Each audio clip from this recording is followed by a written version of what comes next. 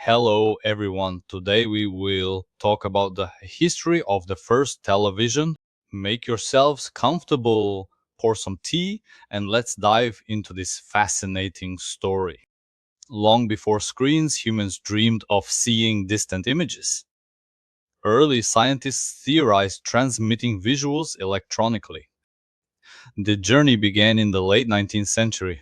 Paul Nipkow, a German inventor, pioneered a scanning disc in 1884. This mechanical device was crucial for image decomposition. It used holes arranged in a spiral pattern. Light passed through, creating a sequence of signals. These signals could then be transmitted and reassembled. Nico's disc was a foundational concept, though not a TV itself. It laid the groundwork for future mechanical systems. Simultaneously, others explored the cathode ray tube. Boris Rosing, a Russian scientist, worked on electronic scanning. In 1907, he filed a patent for a system combining Nipko's disk with a CRT. His experiments aimed to display images electronically. Rosing's work was a significant step towards modern television. He demonstrated rudimentary images with his CRT receiver. The dream of seeing at a distance was slowly taking shape. The early 20th century was a time of intense innovation. Many inventors sought to conquer the challenge of visual transmission. Moving into the 1920s, mechanical TV truly emerged. John Logie Baird, a Scottish inventor, became a key figure. Baird built on Nipko's disk, pushing its capabilities. He used old hat boxes, knitting needles, and sealing wax. His workshop was filled with makeshift apparatus. In 1925, Baird achieved a breakthrough. He transmitted the first true television image. It was a fuzzy, flickering image of a ventriloquist dummy. The dummy's name was Stooky Bill, famously. This demonstration took place in his London lab. Baird invited scientists from the Royal Institution to witness it. They were astonished by the crude but revolutionary feat. A year later, in 1926, he gave the first public demonstration. This event marked the birth of mechanical television. He showed moving images to members of the Royal Institution. The pictures were only 30 lines of resolution. They were small, reddish orange, and very dim. And despite limitations, it was a world changing moment. Baird continued to refine his televisor system. He established the Baird Television Development Company. In 1928, he made the first transatlantic television broadcast. Images were sent from London to New York. This was a monumental achievement for the time. Later, in 1929, the BBC began experimental broadcasts. They used Baird's 30-line mechanical system. Families gathered, peering at small, flickering screens. The experience was novel but still very primitive. Mechanical television faced inherent limitations. Low resolution meant poor image quality. Large, noisy spinning discs were impractical. The future clearly lay with electronic methods. This brings us to the pioneers of electronic television. Two brilliant minds worked independently on this vision. Philo Farnsworth, an American farm boy, had a revelation. At 14, he envisioned the electronic image scanning. He drew diagrams in a potato field, inspired by plowing rows. Farnsworth saw an image dissected into lines, then reassembled. He developed the image dissector camera tube. In 1927, at just 21, he achieved his first electronic image. It was a simple straight line, but it proved his theory. He successfully transmitted the first fully electronic TV picture. Farnsworth's device had no moving parts. This was a radical departure from mechanical systems. Meanwhile, in Russia and later America, another genius worked. Vladimir Zworykin, an immigrant engineer, was at RCA. He had envisioned an all-electronic television system in 1923. Zworykin developed the iconoscope camera tube and the Kenscope receiver tube for display. His early prototypes were not as successful as Farnsworth's initially. However, RCA, a powerful corporation, backed Zworykin. A fierce patent battle ensued between Farnsworth and RCA. RCA initially claimed Zworykin invented electronic TV first, but Farnsworth provided his detailed 1922 drawings. His high school chemistry teacher even testified. In 1934, the U.S. Patent Office ruled in Farnsworth's favor. RCA was forced to pay licensing fees for his patents. This was a huge victory for the independent inventor. Despite the legal battles, development continued rapidly. The late 1930s saw the first public electronic TV broadcasts. In 1936, the BBC began high-definition electronic broadcasts. They offered a choice between Baird's mechanical and Marconi EMI's electronic. The electronic system with 405 lines quickly prevailed. The 1939 New York World's Fair showcased electronic TV to the masses. RCA demonstrated its television technology. President Franklin D. Roosevelt's speech was broadcast. This event introduced television to a wider American audience. Early TVs were luxury items, expensive and rare. World War II tie interrupted television's widespread adoption. Resources were diverted to the war effort. Engineers focused on radar and other defense technologies. After the war, television exploded in popularity. The late 1940s and 1950s saw a boom. Families gathered around their new black and white sets. Television became a central part of American homes.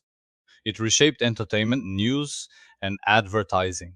Networks like NBC, CBS, and ABC emerged. Programming included dramas, comedies, and live events. The golden age of television had begun, but the next big innovation was already on the horizon. The desire for color television grew stronger. Early color systems were developed in the 1940s and 50s. CBS demonstrated a mechanical color system first. However, it was incompatible with existing black and white sets. RCA developed an all-electronic compatible color system. This was the NTSC standard adopted in 1953. The first commercial color broadcasts began in the mid-1950s. Early color TVs were incredibly expensive. They were also bulky and complex. Color programming was initially limited. Famous shows like The Wonderful World of Disney drove adoption. As technology advanced, prices dropped. More color programs became available. By the late 1960s, color TV sales surpassed black and white. The transformation was complete, a vibrant new era. Television continued to evolve rapidly, from vacuum tubes to transistors, then integrated circuits. Screens grew larger, flatter, and sharper. Digital television emerged in the later 20th century. High definition HD broadcasting became standard. The turn of the millennium brought flat panel displays. Plasma LCD and OLED technologies replaced bulky CRTs. Smart TVs connected to the internet, offering endless content, from a flickering image of a dummy to a pocket-sized screen. The journey of television is a testament to human ingenuity. It connects us, informs us, and entertains us globally. The pioneer's vision reshaped our world forever. Thank you for watching. Please like and subscribe to the channel, and see you next time. The early 20th century was a time of intense innovation. Many inventors sought to conquer the challenge of visual transmission.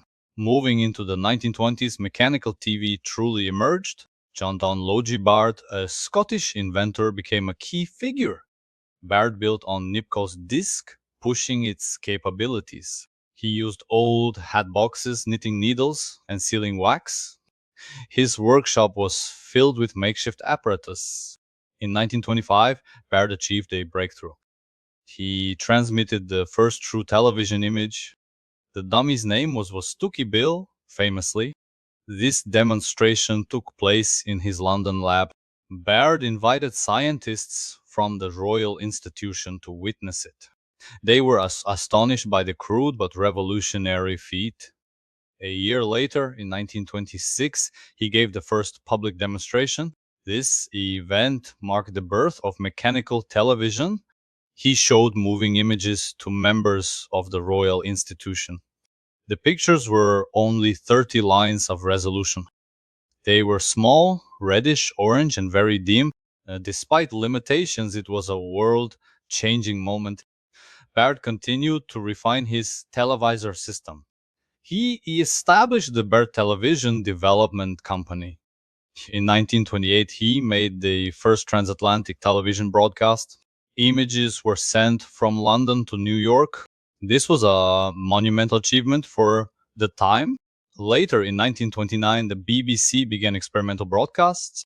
They used Baird's 30-line mechanical system. Families gathered, peering at small, flickering screens. The experience was novel, but still very primitive. Mechanical television faced inherent limitations. Low resolution meant poor image quality. Large, noisy spinning discs were impractical. The future clearly lay with electronic methods. This brings us to the pioneers of electronic television. Two brilliant minds worked independently on this vision. Philo Farnsworth, an American farm boy, had a revelation. At 14, he envisioned electronic image scanning. He drew diagrams in a potato field, inspired by plowing rows. Farnsworth saw an image dissected into lines, then reassembled. He developed the image dissector, camera tube. In 1927, at just 21, he achieved his first electronic image. It was a simple straight line, but it proved his theory. He successfully transmitted the first fully electronic TV picture. Farnsworth's device had no moving parts. This was a radical departure from mechanical systems. Meanwhile, in Russia and later America, another genius worked. Vladimir Zworykin, an immigrant engineer, was at RCA. He had envisioned all electronic television system in 1923. Zworykin developed the conoscope, camera tube, and the kinescope receiver tube for display. His early prototypes were not as successful as Farnsworth's initially. However, RCA, a powerful corporation, backed Zworykin. A fierce patent battle ensued between Farnsworth and RCA. RCA initially claimed Zworykin invented electron TV first, but Farnsworth provided his detailed 1922 drawings. His high school chemistry teacher even testified. In 1934, the U.S. Patent Office ruled in Farnsworth's favor. RCA was forced to pay licensing fees for his patents. This was a huge victory for the independent inventor. Despite the legal battles, development continued rapidly. The late 1930s saw the first public electronic TV broadcasts. In 1936, the BBC began high-definition electronic broadcasts.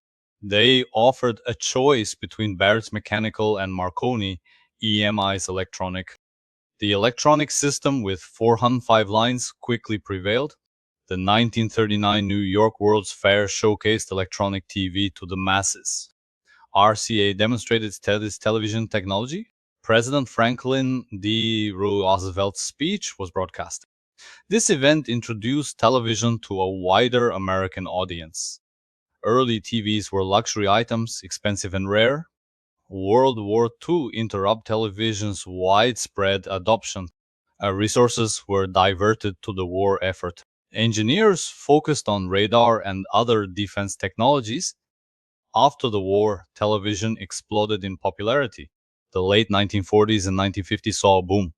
Families gathered around their new black and white sets. Television became a central part of American homes. It reshaped entertainment, news, and advertising. Networks like NBC, CBS, and ABC emerged. Programming included dramas, comedies, and live events. The golden age of television had begun, but the next big innovation was already on the horizon. The desire for color television grew stronger. Early color systems were developed in the 1940s and 50s. CBS demonstrated a mechanical color system first. However, it was incompatible with existing black and white sets. RCA developed an all-electronic compatible color system. This was the NTSC standard adopted in 1953. The first commercial color broadcasts began in the mid-1950s. Early color TVs were incredibly expensive. They were also bulky and complex. Color programming was initially limited. Famous shows like The Wonderful World of Disney drove adoption. As technology advanced, prices dropped, more color programs became available. By the late 1960s, color TV sales surpassed black and white. The transformation was complete, a vibrant new era. Television continued to evolve rapidly, from vacuum tubes to transistors, then integrated circuits. Screens grew larger, flatter, and sharper. Digital television emerged in the late 20th century. High definition HD broadcasting became standard. The turn of the millennium brought flat panel displays. Plasma, LCD, and LED technologies replaced bulky CRTs. Smart TVs connected to the internet, offering endless content, from a flickering image of a dummy to a pocket-sized screen. The journey of television is a testament to human ingenuity. It connects us, informs us, and entertains us globally. The pioneer's vision reshaped our world forever. Hello, everyone. Today we will talk about the history of the first television. Make yourselves comfortable, pour some tea, and let's dive into this fascinating story. Long before screens, humans dreamed of seeing distant images. Early scientists theorized transmitting visuals electronically. The journey began in the late 19th century. Paul Nipkow, a German inventor, pioneered a scanning disc in 1884. This mechanical device was crucial for image decomposition. It used holes arranged in a spiral pattern. Light passed through, creating a sequence of signals. These signals could then be transmitted and reassembled. Nipkow's disk was a foundational concept, though not a TV itself. It laid the groundwork for future mechanical systems. Simultaneously, others explored the cathode ray tube. Boris Rosing, a Russian scientist, worked on electronic scanning. Thank you for watching. Please like and subscribe to the channel, and see you next time. Hello, everyone. Today we're diving into the fascinating history of the first computer. Get comfortable, grab a cup of tea, and let's explore this incredible journey. For millennia, humans sought ways to count and calculate. Early civilizations relied on simple tools like the abacus for arithmetic. These manual devices were groundbreaking for their time, enabling complex calculations. They laid fundamental groundwork for all future mathematical innovations. As centuries passed, the need for faster, more accurate calculations grew. The 17th century brought forth brilliant minds like Blaise Pascal. Pascal invented a mechanical calculator called the Pascal in 1642. It was designed to help his father with tax calculations. The Pascaline could perform addition and subtraction automatically. Gottfried Wilhelm Leibniz later improved upon this concept significantly. His stepped reckoner was capable of multiplication and division. These early mechanical marvels were complex machines of gears and levers. They were true testaments to human ingenuity and mechanical precision. However, they were limited to basic arithmetic operations. Constant human intervention was still required for every step. The true dawn of modern computing began with Charles Babbage. Babbage, a visionary mathematician, emerged in the 19th century. He conceived the difference engine, designed to automate polynomial functions. This engine was meant to eliminate errors in mathematical tables. While never fully completed in his lifetime, it was a profound leap. His subsequent design, the analytical engine, was even more revolutionary. It featured an arithmetic logic unit and control flow. Essentially, it was the first general-purpose computer concept. Ada Lovelace, Lord Byron's brilliant daughter, collaborated with Babbage. She is often credited with writing the world's first computer program. Her program was intended for the analytical engine, foreseeing its potential. She saw beyond mere calculation into the realm of complex tasks. Her notes included algorithms demonstrating conditional branching and looping. These were truly pioneering concepts in computer science. The analytical engine used punch cards for data input. This method was later adopted for various data processing tasks. Herman Hollerith revolutionized the 1890 US Census. He invented his tabulating machine to process census data. Punch cards were used to quickly sort and count vast amounts of data. This dramatically reduced the time and cost of census compilation. Hollerith's tabulating machine company eventually became IBM. The early 20th century saw the rise of electromechanical computers. These machines combined electrical power with mechanical components. Konrad Zuse, a German engineer, built the Z1 in 1938. The Z1 was a mechanical programmable computer using binary numbers. His Z3, completed in 1941, was a major breakthrough. It was the first working electromechanical, fully automatic digital computer. The Z3 used telephone relays, making it surprisingly reliable. It could perform complex calculations for aircraft design. Meanwhile, in the United States, parallel innovations were unfolding. John Atanasoff and Clifford Berry developed the Atanasoff-Berry computer ABC. The ABC was built in the late 1930s at Iowa State College. It was the first electronic digital computing device. The ABC used vacuum tubes for its binary calculations. It demonstrated key principles of modern computing like regenerative memory. However, it was not programmable in the general sense. World War drastically accelerated computing development globally. British codebreakers at Bletchley Park created Colossus. Colossus was an electronic computer specifically for code breaking. Led by brilliant minds like Alan Turing, its purpose was crucial. Colossus was designed to decipher encrypted German messages. It processed vast amounts of intercepted communications. Colossus was a highly specialized but an incredibly powerful electronic machine. Its existence remained a top secret until decades later. The decoded intelligence helped shorten the war significantly. However, the true breakthrough came with ENIAC.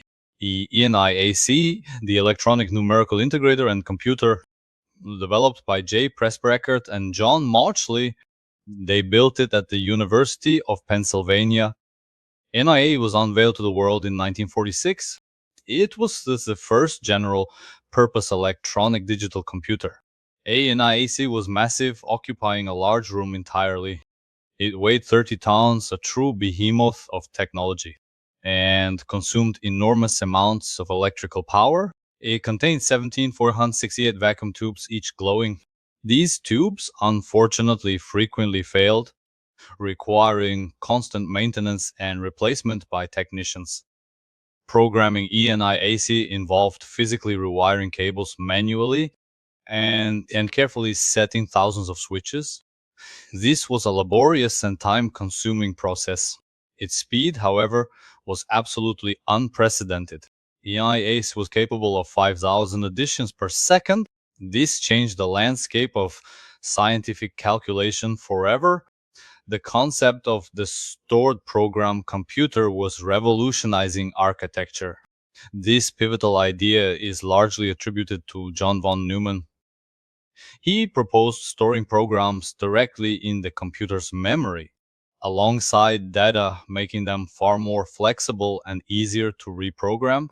This von Neumann architecture is still fundamental to modern computers. UNIVAC was the first commercial computer in the United States. UNIVAC stands for Universal Automatic Computer. It was completed and delivered in 1951.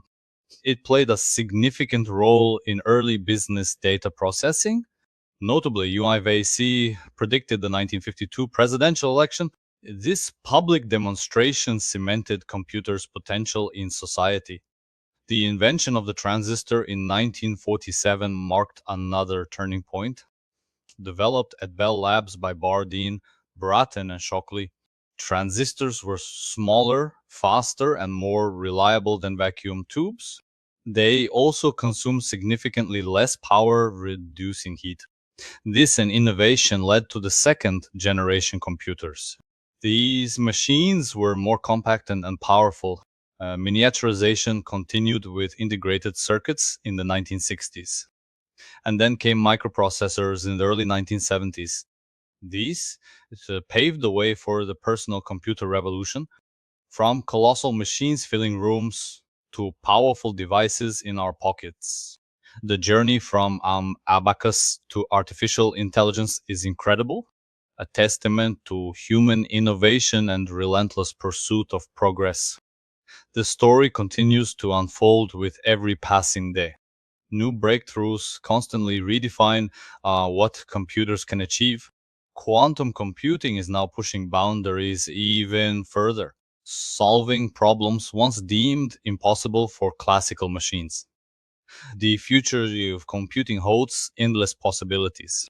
From the smallest IoT devices to vast cloud networks, computers continue to reshape every aspect of our lives.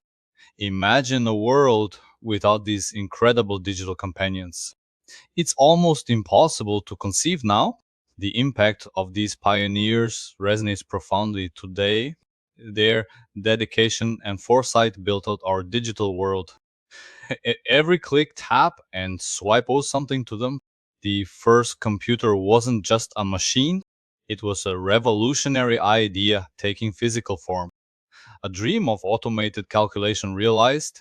Its creation sparked an exponential wave of progress, forever altering how we work, communicate, and live.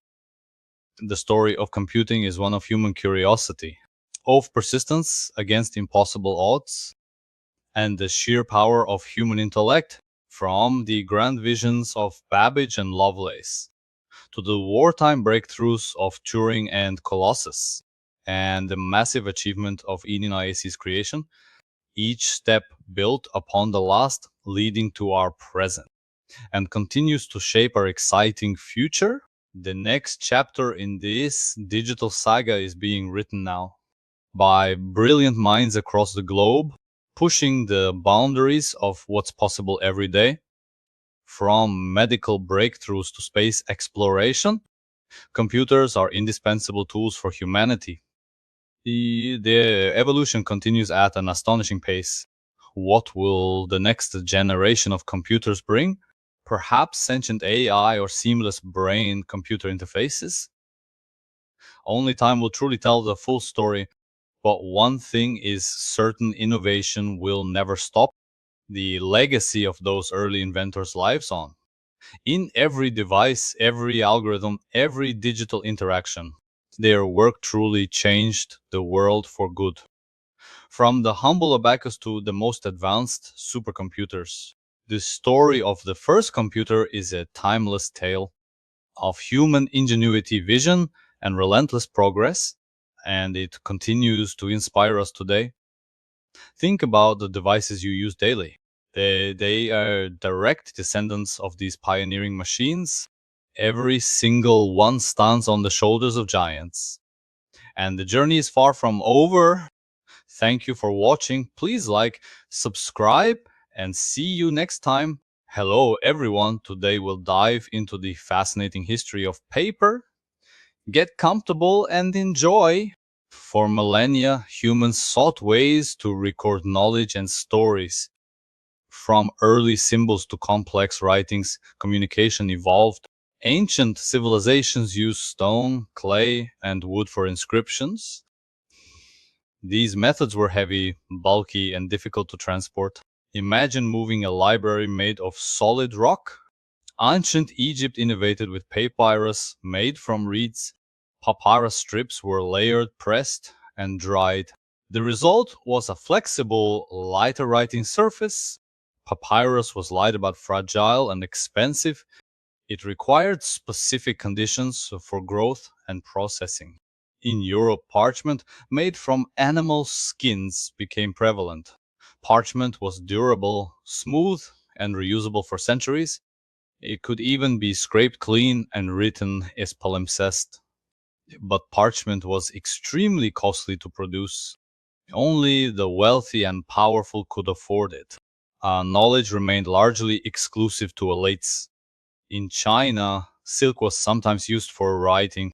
It was elegant but incredibly expensive to produce, limiting its widespread use for everyday records. The need for a cheaper, more accessible writing material was immense. Around 105 AD, a remarkable invention changed everything. Kailan, an imperial official of the Han Dynasty, is traditionally credited.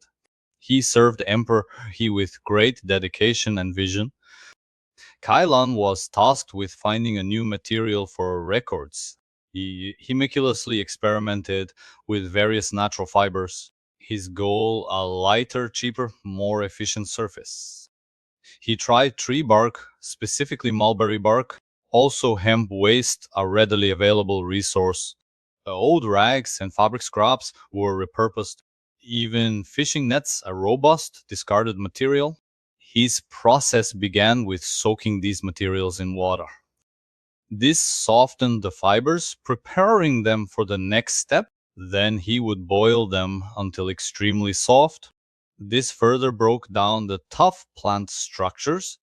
After boiling, the materials were mashed into a pulp. This crude, wet pulp was the foundation of paper. The pulp was then mixed with a generous amount of water, creating a dilute, evenly distributed fiber suspension. A screen, often made of bamboo, was then used. The screen was carefully dipped into the pulp mixture and then slowly lifted, scooping up fibers. Water drained away through the screen's mesh, leaving behind a thin layer of interwoven fibers. This wet sheet was then pressed to remove excess water, creating a denser, more cohesive sheet. Finally, it was left to dry in the sun, or sometimes on heated walls for faster drying. The result was a smooth, uniform, and surprisingly durable sheet. This invention was meticulously presented to the emperor. The emperor, impressed, examined the new material carefully. He was immensely impressed by its quality and affordability. The emperor granted Kai Lung great honor and recognition. Kai Lung's status elevated, his name etched in history. Papermaking quickly spread throughout the vast Chinese empire. It revolutionized government administration and record keeping. Official documents decreased and tax records flourished. Knowledge became more accessible to scholars and even to common people thanks to its lower cost. Libraries expanded, housing vast collections of books. Literacy rates increased significantly across the empire. Paper allowed for the rapid spread of literature and magnificent works of art like calligraphy and painting. For centuries, the Chinese guarded the secret of papermaking. It remained a closely held imperial secret. Punishments were severe for those who revealed the process. However, knowledge began to subtly spread beyond China through trade routes and cultural exchange. The desire for such a material was universal. Its journey across continents had just begun. In the 7th century, papermaking reached Korea. Buddhist monks played a crucial role in its adoption. They needed lightweight materials for scriptures. From Korea, it soon made its way to Japan. Japanese artisans refined the craft, creating exquisite papers. They primarily used mulberry bark for strength and beauty. Japanese paper became renowned for its high quality. It was used for art, literature, and daily life. Cultural exchange facilitated this spread across Asia, but its biggest journey was yet to come to the West. In 751 AD, a pivotal event occurred in Central Asia.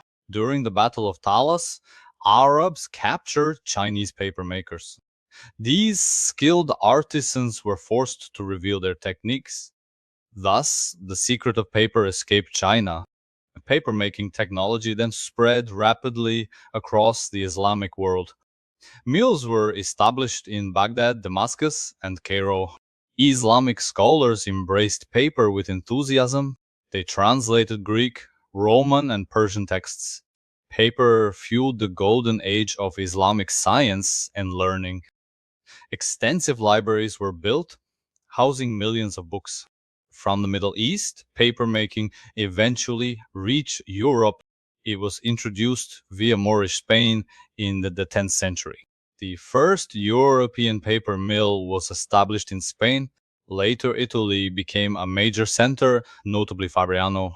Italian paper makers developed water-powered mills. These mills greatly increased production efficiency. Papermaking then spread through France, Germany, and England. By the 15th century, paper was widely available in Europe. Its availability was crucial for a revolutionary invention. Johannes Gutenberg developed a movable type printing press. This innovation changed how information was disseminated. Paper's affordability made mass printing possible. This era sparked the Renaissance and Reformation. Knowledge exploded, democratizing information globally. Books, newspapers, and pamphlets became commonplace. The demand for paper continued to grow exponentially. In the 19th century, industrialization transformed papermaking. Wood pulp replaced rags as the primary raw material. New machines like the Ford Rainier allowed continuous sheets. This innovation made paper production incredibly fast and cheap. Paper became an indispensable part of daily life. It supported education, commerce, and communication globally. Today, paper is integral to our modern world. From packaging to art, its uses are endless. We also face challenges like deforestation and waste. Recycling efforts are crucial for sustainability. Despite digital advancements, paper endures. It's a testament to human ingenuity and need for expression. Imagine a world without paper today. It's almost unthinkable. From ancient scrolls to modern notebooks, paper shaped our history. It enabled rapid spread of knowledge and ideas. Without paper, progress would have been much slower. Every document, every book holds a legacy. From Kailan's vision to global ubiquity, the story of paper is one of constant innovation and humanity's enduring quest to preserve and share a simple material with an extraordinary impact. Think of its journey next time you use a paper product. It holds millennia of human ingenuity within its fibers, a true cornerstone of civilization's development. The future of paper adapting in the digital age. Is physical paper still relevant in a screen dominated world? Many argue for its unique tactile and sensory experience, the joy of writing or drawing on a fresh sheet, or the simple pleasure of holding a printed book. Paper also offers a distraction free environment, great for brainstorming, note taking, and deep work. Its role in art and crafts remains unparalleled. From humble beginnings, paper has constantly reinvented itself, a testament to human need for information exchange and the ingenuity to create solutions. What will be paper's next chapter in our history? Perhaps even more sustainable and innovative forms. The journey of paper is far from over. It continues to evolve alongside humanity, forever intertwined with our quest for knowledge, a truly silent yet powerful revolutionary material. The story of paper is truly inspiring. Thank you for joining us on this incredible historical journey. Thank you for watching. Like and subscribe for more, and see you next time. Hello, everyone. Today we'll talk about the history of the first mobile phone. For centuries, communication needed physical connections. Telegraph wires first spanned continents, uniting people. Then radio waves brought voice communication over air. Imagine the magic of hearing distant voices. The dream of truly mobile personal communication emerged. Early 20th century saw science fiction predicting wireless phones. Visionaries imagined talking freely, unbound by wires. Post-UWR car-based mobile radio phones appeared. These were bulky transceivers, not personal devices. They required operators to connect calls. Swedish Televerket introduced the mobile telephone system A in 1956. Very limited, mainly for wealthy businessmen. AT&T developed the improved mobile telephone service IMTS in 1964. IMTS offered direct dialing from cars. Still, capacity was minimal, only a few calls simultaneously. The technology was heavy, complicated, and expensive. Not truly portable, but a significant step forward. The concept of QCells, or small service areas, arose, allowing frequency reuse, increasing network capacity. This cellular concept would revolutionize mobile communication. Two giants, Bell Labs and Motorola, led the race. Bell Labs, with AT&T's immense resources, focused on car phones. They believed mobile phones would stay vehicle-mounted. Motorola, however, had a different, bolder vision. They wanted a phone truly portable for the individual. Martin Cooper led Motorola's communication systems division. His team aimed to create a handheld device, a phone you could carry in your hand anywhere. The challenge was immense miniaturization and power. Existing components were too large and power hungry. Batteries were heavy and offered short life. Cooper's team pushed the boundaries of engineering. They worked tirelessly, often under intense pressure. The race against Bell Labs was heating up fast. Bell Labs engineers were confident in their approach. They thought a portable device was decades away. But Cooper believed in breaking conventions. He saw a future where everyone had a personal phone, not just a car accessory, but a freedom device. The team's dedication bordered on obsession. Long hours and countless experiments filled their days. They had a specific deadline to meet. A public demonstration was planned for early April. New York City was chosen as the stage. The world was about to witness history. A quiet revolution was brewing in their labs. The technology was nearing its pivotal moment. The dream of personal wireless communication was close. Martin Cooper prepared for his defining call. He held the future in his hand, literally. April 3rd, 1973, a pivotal day in technology. Martin Cooper stood on 6th Avenue, New York, surrounded by reporters and onlookers. In his hand, a chunky cream-colored device. It was the Motorola die-type prototype. He pressed the buttons with anticipation. The moment was tense, filled with historical weight. He called his rival, Joel Angel at Bell Labs. Joel, this is Marty. I'm calling you from a real cellular telephone. Angel was reportedly speechless with surprise. Cooper had beaten Bell Labs to the punch. The first public mobile phone call was made. A giant leap for personal communication freedom. Reporters scrambled to document the event. The world watched, astonished by this marvel. It was a clear demonstration of possibility, the notion of anywhere, anytime communication began. This single call changed the trajectory of technology. It was a triumph of vision and engineering. Humanity had just gained a new kind of voice. The Dynatype prototype was truly a brick. It weighed approximately 2.5 pounds e 1 kg. Its dimensions were roughly 96 1.75 inches. Holding it for long was physically tiring. The battery lasted only about 30 minutes of talk. Recharging took a painstaking 10 hours. The display was a small red LED for numbers. It had 12 buttons, 10 numeric, plus send and recall.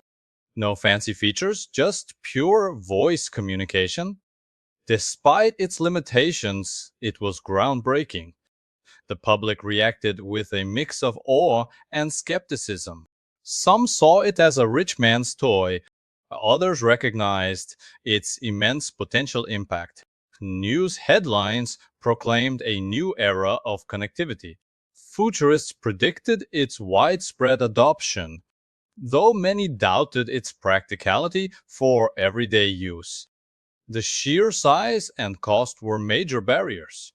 Yet the seed of mobile convenience was planted. People began imagining life with constant connection. The phone became a symbol of future freedom. Demonstrations captivated audiences worldwide.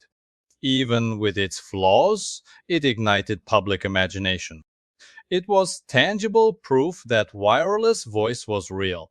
The world had seen the future and it was handheld, but a long journey lay ahead for commercialization. After the prototype, years of refinement followed.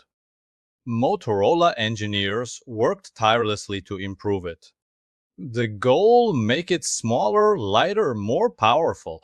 They needed better battery technology and components. Manufacturing processes also had to be scaled up. Building a widespread cellular network was crucial. This required significant investment in infrastructure. Cell towers had to be erected across cities. The Federal Communications Commission, FCC, played a role, allocating frequencies for commercial cellular use. Regulatory hurdles added to the lengthy development. It took a full decade from prototype to product. 10 long years of perseverance and innovation. Finally, in 1983, the Motorola Dyna 8000 Rex was ready. It received FCC approval and was launched commercially. The world's first truly commercial handheld mobile phone. Its initial price was an astonishing $3.995. Adjusting for inflation, that's over $11,000 today. A luxury item reserved for the very elite. Business executives and high-status individuals bought it. It became a powerful status symbol immediately. Appearing in movies like Wall Street and Miami Vice, the brick phone entered popular culture quickly. Despite its cost and bulk, demand was high. People craved the freedom it offered. The 1G analog network provided initial service. Limited capacity and call quality, but it worked. This marked the true beginning of the mobile era, a revolutionary product born from a bold vision. It changed how people did business and lived their lives. The Danieki paved the way for all future phones. Soon, competitors entered the burgeoning market.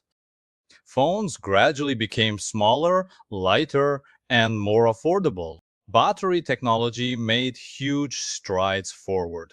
Digital networks, 2G, improved capacity and security. Text messaging, SMSS, became a global phenomenon. The flip phone and candy bar designs diversified choices. Nokia and Ericsson became household names.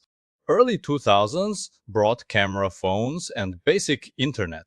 Then the smartphone era began in earnest. Apple's iPhone revolutionized user experience forever. Android followed, creating a vast mobile ecosystem. From a brick to a powerful pocket computer, mobile phones transformed global communication, reshaping industries, social interactions, and culture. They became indispensable tools for billions, providing instant access to information and connection. The legacy of Martin Cooper and Motorola endures. Their daring innovation set the world on a new path, a story of human ingenuity, determination, and vision. We carry this remarkable history in our pockets daily. The mobile phone, a testament to transformative technology. The journey from a dream to global ubiquity. Thank you for watching. Like and subscribe to the channel, and see you again soon. Hello everyone. Today we explore the first graphics card's history. Get comfortable. Digital visuals began long ago, before dedicated graphics cards existed. Early computers showed data as simple text on screens, monochrome screens, basic output. Rudimentary interfaces were functional, but completely lacked visual flair. Computing power grew steadily. Ambition for graphics also rose. Scientists and engineers dreamed of interactive visualizations. They wanted charts and diagrams, complex models, and vivid digital worlds. The first attempts, CPU handled pixels. CPU directly manipulated each screen pixel. This process was incredibly slow and very resource intensive for the CPU, severely limiting visual complexity, also limiting output speed. Each pixel calculated individually, bogging down the entire system. A bottleneck existed, clearly visible, preventing advanced displays. The need for specialized hardware was dire. A new approach was required to manage screen output efficiently. Towards dedicated display units, paving way for graphics cards. A visual revolution awaited. A significant leap display controllers introduced. These specialized circuits offloaded CPU's heavy burden. They managed basic display parameters like resolution and refresh rates. However, not for complex graphical rendering yet. The IBM personal computer arrived in 1981, changing everything in personal computing. It brought the monochrome display adapter MDA. MDA was primarily for text, offering crisp characters, but no graphics capabilities. Alongside it, the color graphics adapter, a CGA, emerged. CGA, a true pioneer. CGA displayed 4 colors at 320x200 resolution, or 2 colors 640x200. While revolutionary for its time, its palette was limited and the color artifacting was common as gamers and developers began pushing boundaries. The limitations of CGA quickly became apparent. Users craved more colors, higher resolutions were needed, and faster performance. This demand spurred innovation. Third-party manufacturers saw opportunity. Hercules Computer Technology released HTC in 1982. It offered high-resolution monochrome graphics, 72348 MNDA monitors, a significant improvement for applications like Lotus 123, creating a graphics card for tech systems. IBM responded with EGA in 1984. EGA was a significant upgrade, supporting 16 colors from a palette of 64 and resolutions of 664 x 350. It became a standard for several years, enabling richer gaming experiences and more professional applications.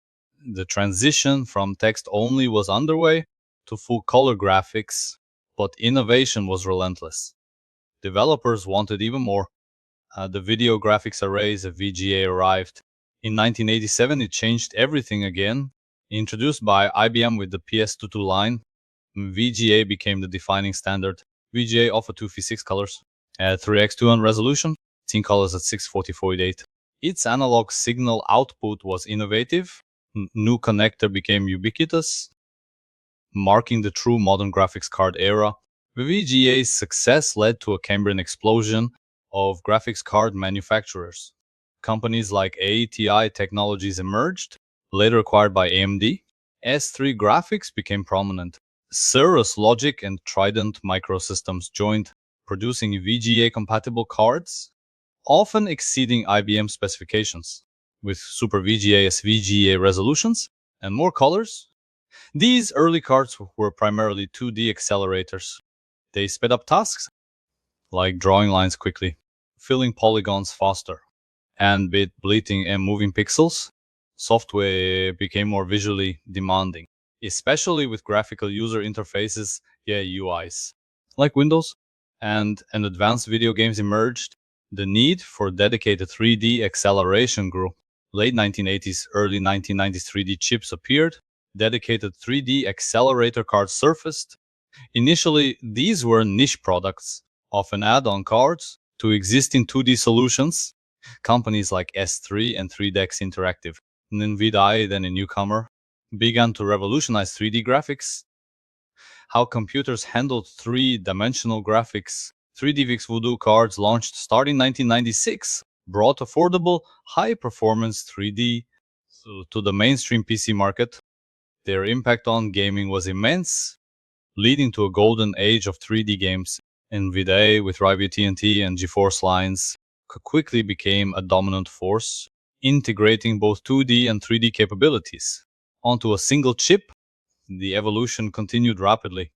Faster memory technologies, more processing units, programmable shaders emerged.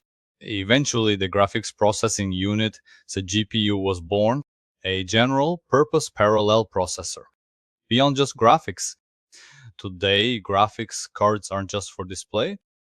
They are powerful computing engines used extensively in AI development, powering scientific simulations, and cryptocurrency mining. From humble text displays to photorealistic virtual worlds, the graphics card's journey is a testament to human ingenuity and the relentless pursuit of visual fidelity. It transformed computers from utilitarian machines into portals to immersive digital experiences, forever changing how we interact with technology and the digital realm.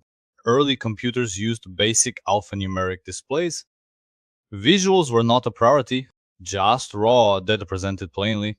The idea of visual computing was a distant dream. CPU struggle with graphics was a major bottleneck. Specialized circuits became essential for efficient graphic processing. The IBM PC era initiated a paradigm shift. MDA brought professional text clarity. CGA truly introduced consumer-level color. CGA offered four vibrant colors, though artifact-prone. Early games like King's Quest utilized CGA. The monochrome Hercules card surprised many. It provided high-resolution graphics for business. EGA expanded palette to 16 colors and improved clarity significantly. EGA became crucial for emerging graphical software. The quest for color, depth, and resolution never halted. VGA set the new benchmark for PC visuals. Its 256 color mode was a game changer. VGA's wide adoption cemented its legendary status. The Super VGA era brought fierce competition. Manufacturers pushed for higher resolutions and more colors. A 2D acceleration became standard for desktop computing efficiency. But true immersion required dedicated 3D processing. The transition to 3D was a technological imperative. Early 3D chips were groundbreaking, yet costly. 3DFX Voodoo cards made 3D gaming accessible to millions. Their unique Glide API optimized performance. NVIDIA's RIV TNT began challenging 3DEX. The GeForce series solidified NVIDIA's leadership. Unified shaders brought incredible flexibility. Modern GPUs contain billions of transistors. The parallel processing power is immense. GPUs accelerate AI learning and complex calculations. Scientific breakthroughs are powered by these cards. The future of computing is visual and powerfully accelerated. Graphics cards drive innovation. across many fields, from basic text to breathtaking digital worlds. The journey continues ever more astonishing. Early computing's vision, just numbers. The shift to graphics was revolutionary. Dedicated hardware became the backbone of computing's visuals. CGA brought color, igniting excitement. EGA deepened color and resolution. VGA solidified graphical standards for a decade. The rise of SVGA brought customization and unprecedented choice. From 2D interfaces, we yearned for three dimensions. The 3D accelerators launched gaming into new realms. On VDA's dominance shaped modern GPU landscape. GPUs transcended graphics. They becoming general computing units. They power breakthroughs in science and artificial intelligence. Our digital reality built on this evolution, from humble beginnings to unparalleled visual power. The graphics card is the silent hero of modern tech. Its journey continues, constantly pushing boundaries. The dawn of digital graphics began subtly. Text-based interfaces ruled early computing. The yearning for visual representation grew. CPU's limitations drove specialized silicon. The display controllers offloaded CPU work. MDA and CGA were pivotal early IBM offerings. CGA's color ignited passion, despite its pixelated imperfections. Hercules provided sharp monochrome for professionals. EGA's 16 rich colors transformed software. VGA set the stage for modern displays. SVGA pushed performance, creating fierce competition. The 2D acceleration made graphical interfaces usable. The call for true 3D immersion became undeniable. 3FX Voodoo card sparked 3D gaming revolution. NVIDIA's integration became the future standard. GPUs transformed into versatile powerhouses, powering AI research, and our evolving digital world, from simple pixels, a complex visual universe expanded. The continuous pursuit of visual excellence drives innovation. Graphics cards are the unsung heroes of computing's evolution. They shaped our digital reality, making it vibrant and real. The first flicker of digital display was textual. Monochrome interfaces were the norm, purely functional. The yearning for graphical content slowly emerged. CPU's limitations drove specialized silicon. Display controllers became heroes. Offloading work. IBM PC brought MDA for text, CJ for basic color. Thank you for watching. Please like, subscribe, and see you next time.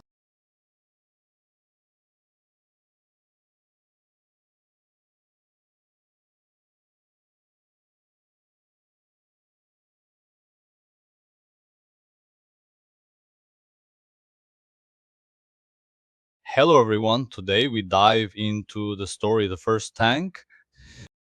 Get comfortable, pour some tea, and let's explore this captivating history. The Great War, a conflict of unprecedented scale, engulfed Europe. Trench warfare emerged, creating a deadly, static stalemate. Millions perished in attritional battles, mired in mud. Barbed wire stretched endlessly, a constant, deadly barrier. Conventional tactics proved futile against modern machine guns. Artillery barrages decimated lines, yet couldn't break the deadlock. A desperate need arose for a new weapon to break stalemates. Early ideas for armored vehicles existed but lacked practicality. None were suitable for the brutal, unforgiving battlefield conditions. Visionaries like Winston Churchill saw immense potential. Then First Lord of the Admiralty, he championed new concepts. He envisioned a land ship, an armored, mobile fortress, capable of crossing trenches, crushing barbed wire, withstanding fire. Despite skepticism from the War Office, Churchill pressed on fiercely. He believed innovation was the only path to victory. In February 1915, the Landship Committee was officially formed. Engineers and designers faced immense daunting challenges. How to create a heavy vehicle yet agile enough for terrain? What kind of engine could power such a monstrous machine? What armor would protect against the enemy's relentless fire? What armaments would be most effective against fortifications? Secrecy was paramount. The project needed absolute discretion. The project was disguised as water tank development. This deception gave rise to the legendary name tank. The first prototype, Little Willie, emerged in September 1915. It was a tracked vehicle, a revolutionary concept then, but it significantly lacked the ability to traverse wide trenches. Its track design proved problematic for rough terrain. It couldn't climb obstacles effectively, hindering mobility. It was a crucial learning step, yet not the solution needed. Undeterred, engineers at William Foster and Co. pushed forward. In Lincoln, led by William Triton and Walter Wilson, they developed a radical new rhomboidal design. Tracks ran high over the top for superior trench crossing. This radical shape incorporated internal sponsons for weaponry. The second prototype, His Majesty's Landship Centipede, was ready. Also known simply as Mother, it was truly revolutionary. This marked the birth of the iconic Mark I tank. The Mark I was a monstrous, imposing machine. It weighed 28 tons, a massive beast of steel. Over 8 meters long, it dominated the landscape. It moved at a glacial 4 mph, a slow but steady advance.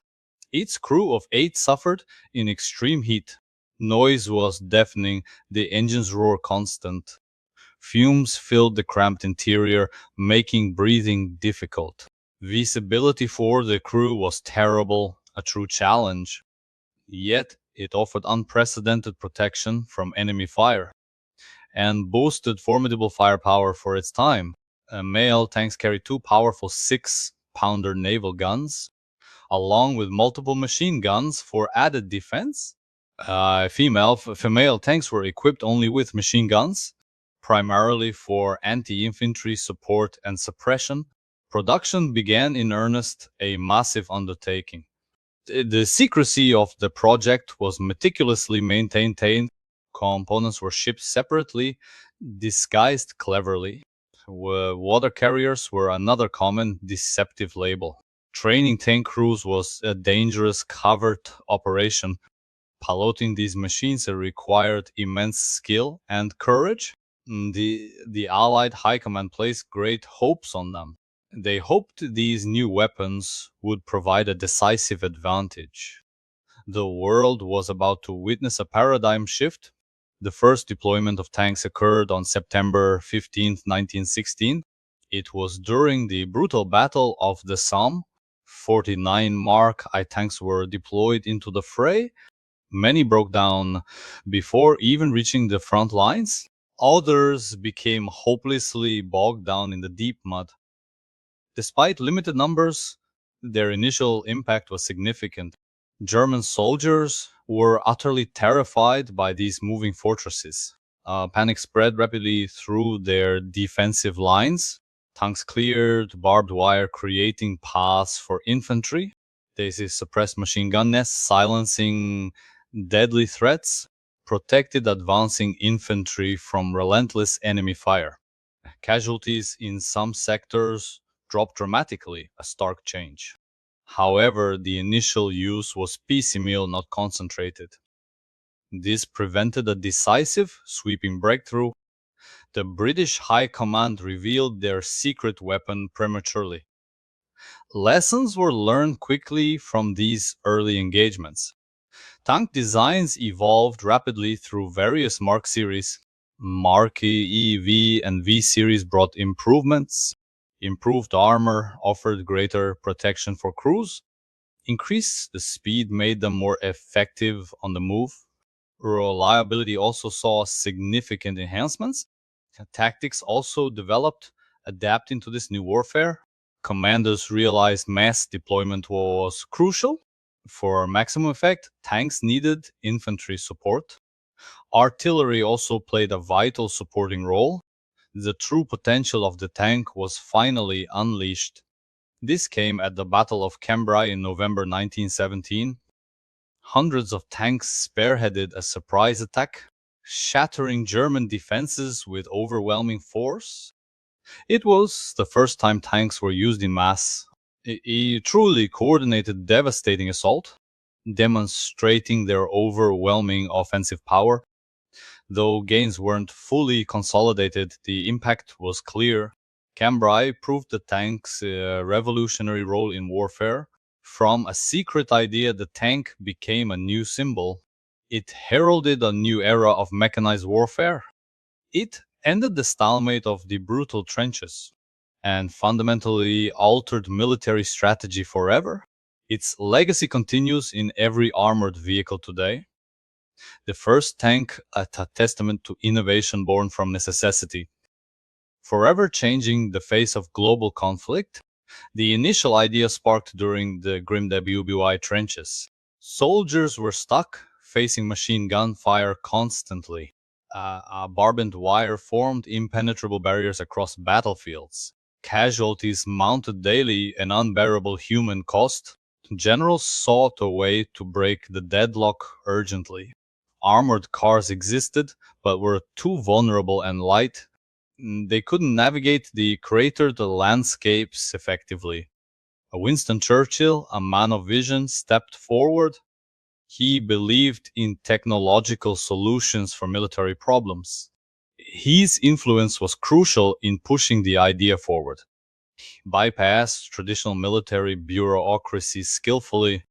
The Admiralty, not the War Office, initiated the project. This allowed faster development, avoiding delays. The Landship Committee comprised diverse experts, from naval architects to mechanical engineers. Their task design an all-terrain armored fighting vehicle. Weight distribution was a critical factor for mobility. The tracks needed to grip mud and cross trenches. Engine power had to be immense yet reliable.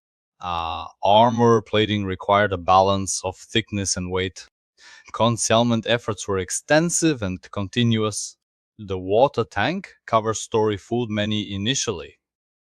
Even factory workers were kept in the dark. Components arrived labeled innocuously at factories. Little Willie was a vital, early experimental design. It had a Daimler engine and Bullock tracks. Its steerable tail wheels proved impractical. The rigid track system struggled with obstacles. But it validated the concept of tracked armor.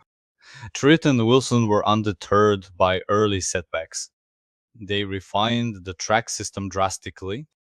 Their rhomboidal design became iconic and effective. High tracks allowed it to clear tall obstacles and cross wide trenches with relative ease. The mother prototype demonstrated this perfectly. Its internal sponsons housed the main armament, offering broad firing arcs against enemies. The Mark-I's sheer size was a psychological weapon, weighing as much as several elephants combined. Its sluggish speed belied its destructive power. 8 brave men formed the tank's crew: 2 drivers, 2 gearsmen, and 4 gunners. Conditions inside were truly hellish and cramped. Engine heat reached oppressive levels, almost unbearable. The noise from the engine and tracks was constant. Engine fumes and cordite smoke filled the air. Many crews suffered from carbon monoxide poisoning. Poor visibility meant relying on small slits and hatches. Communication between crew members was incredibly difficult. Despite flaws, its armored skin offered protection. A moving shield for infantry, a breakthrough. Male tanks, 2 6-pounder guns, formidable anti-fortification, used to destroy concrete machine gun bunkers. Female tanks, multiple Hotchkiss machine guns, anti-personnel, to clear trenches of enemy infantry swiftly. Mass production required new industrial strategies. Skilled laborers worked tirelessly on each component. Components arrived from various discrete manufacturers. This water tank cover persisted through production. Shipping routes were heavily guarded, a complex logistical feat. Training grounds were secret, camouflage locations. Crew members learned under strict secrecy oaths. They practiced trench crossing and obstacle demolition. Allied generals hoped for a decisive war-winning blow. The element of surprise was paramount for success. A new chapter in military history was about to unfold. The fateful day, September 15, 1916, on the Western Front, near the village of Flers, Courcelette, the Somme battlefield, already a hellish landscape. 49 tanks were designated for the offensive. Many suffered mechanical breakdowns before reaching action. Engine failures were common due to design flaws. Track issues frequently immobilized the behemoths. Thick mud proved an insurmountable obstacle for some. Only a fraction made it to their objectives. Despite setbacks, the psychological impact was enormous. German troops had never seen anything like it before. They called them devil machines, and the land dreadnoughts. Panic and disarray spread through their ranks. Barbed wire defenses, once impregnable, were now easily crushed. Machine gun nests, previously deadly, were suppressed. British infantry advanced behind the tank's protective cover. Casualties significantly reduced in tank-supported attacks. Initial gains were made, shocking the enemy. However, the attack lacked strategic depth. Tanks were dispersed, not concentrated for decisive blows. The element of surprise was lost prematurely. Germans quickly adapted, developing anti-tank tactics. Anti-tank rifles and field guns were soon employed. Lessons from the Somme were rigorously analyzed. Design flaws addressed in subsequent Mark series tanks. The Mark IV tank became a more reliable workhorse. Its improved armor withstood more direct hits. More powerful engines provided increased speed and range. The Mark V brought further advancements, a true evolution. With epicyclic gearing for easier driving, tactical doctrine evolved significantly with each iteration. The concept of tank attacks emerged as vital. Tanks would lead, infantry would follow closely. Artillery would neutralize distant threats, supporting advance. Aircraft provided reconnaissance and ground support. The Battle of Cambrai marked a turning point. November 20, 1917, a day of historic change. Hundreds of tanks massed for a surprise assault, without a preparatory artillery barrage to alert enemy. Instead, tanks would lead a creeping barrage of their own. The Hindenburg Line, Germany's strongest defense, awaited. British forces aimed for a swift, decisive breakthrough. The morning mist provided crucial concealment. At 6:20 a.m., the attack began with a roar. Over 400 tanks surged forward simultaneously, shattering German forward defenses within hours. The speed of the advance was unprecedented in the WBI. Entire German regiments were overwhelmed, surrendering in mass. Tanks bypassed strong points, cutting off communications, reaching depths previously unimaginable on the Western Front.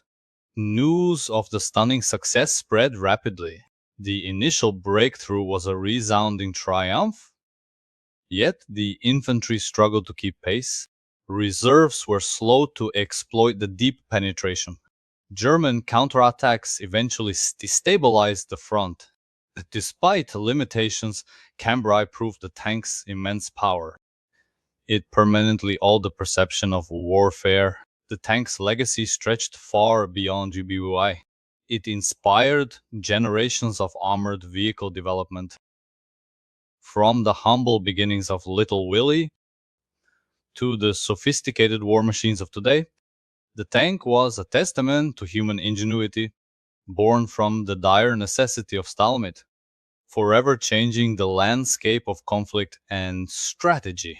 The mud-soaked fields of WI demanded a new solution. Trench systems seemed unbreakable, a fatal labyrinth. Human waves against machine guns were suicidal tactics. The grim reality fueled desperate experimentation. British leadership, particularly Churchill, understood this. His political will bypassed bureaucratic inertia effectively. The Landship Committee united brilliant minds quickly.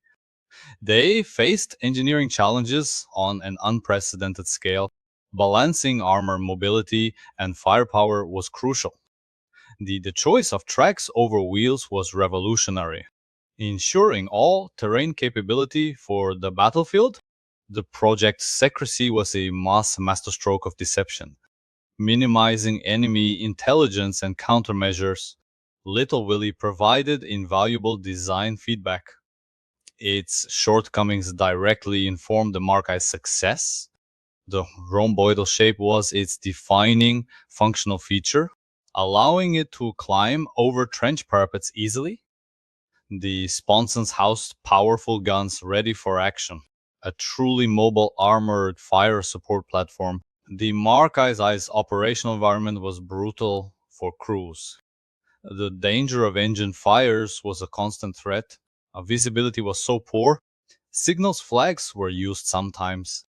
Despite its flaws, it was a game changer. The male and female distinction was tactical. Heavy guns for strong points, machine guns for infantry. This versatility made them adaptable combat units. The challenges of mass production were immense. Sourcing materials like steel and engines was complex. Logistics for deployment were a nightmare. Transporting these massive machines to the front lines, crew training had to be fast and effective. Many recruits had never even driven a vehicle. The secrecy meant isolated training, minimal exposure. The anticipation before some deployment was palpable. Generals gambled on an unknown weapon, hoping it would turn the tide of war decisively. The dawn of September 15, 1916 was cold and misty.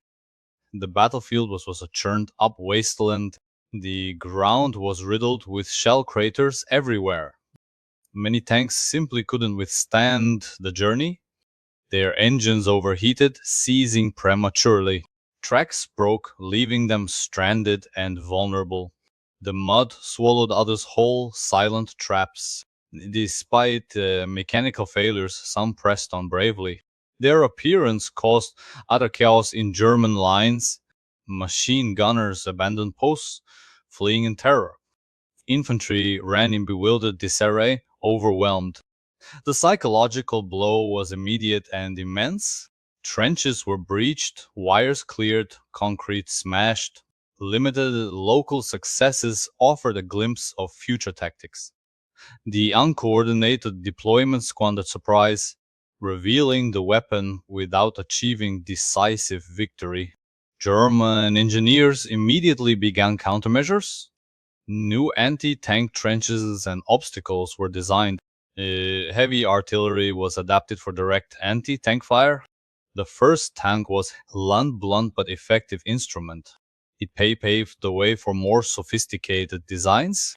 The Mark IV was particularly well regarded, with wider tracks for better mud traversal and improved sponson design for easier crew access. Internal ventilation was also significantly improved, reducing the deadly carbon monoxide risks. The Mark V incorporated a single commander control, greatly simplifying the complex driving process. This freed up crew for gunnery and observation. New tactics embraced mass deployment for shock effect. Concentrated assaults would achieve decisive breaches. Combined arms approach became the standard doctrine. The Battle of Cambrai was the proving ground. A full year after the Somme debut, tanks were ready. General Julian Byng planned the audacious offensive, a groundbreaking strategy, the tank attack. The surprise element was meticulously guarded again. No prior artillery bombardment, a shocking innovation. Instead, the tanks themselves would lead the charge, opening the way for infantry and cavalry. The attack shattered German defenses along a wide front. The Hindenburg Line, thought impregnable, was breached. British advances were swift, deep, and decisive. Thousands of German prisoners were captured. The sheer shock paralyzed enemy command. Tanks truly transformed the battlefield landscape, allowing movement where once was only stalemate. The battle demonstrated the true potential of mechanized war. Though ultimately the gains were not sustained, logistical issues and German resistance proved challenging. The tank's message, however, was loud and clear. It was the weapon that broke the trench deadlock, a catalyst for fundamental military change worldwide. From the vision of Churchill to Cambrai triumph, the tank evolved from a radical concept to reality. Its influence continues to shape modern warfare. Every armored vehicle owes its lineage to the Mark I, a testament to innovation in the crucible of war. The Great War's devastating stalemate provided the impetus. Machine guns, a new horror, dominated the battlefield. Infantry charges were mown down relentlessly. The sheer scale of casualties was horrifying. Churchill's foresight was remarkable and persistent. He bypassed traditional channels to accelerate progress. The Landship Committee was a clandestine operation, driven by urgency and a desperate need for a solution. Engineers grappled with immense technical hurdles, designing tracks that wouldn't get stuck in mud, creating powerful yet compact internal engines, armor that could withstand direct shell impacts. The water tank ruse was surprisingly effective.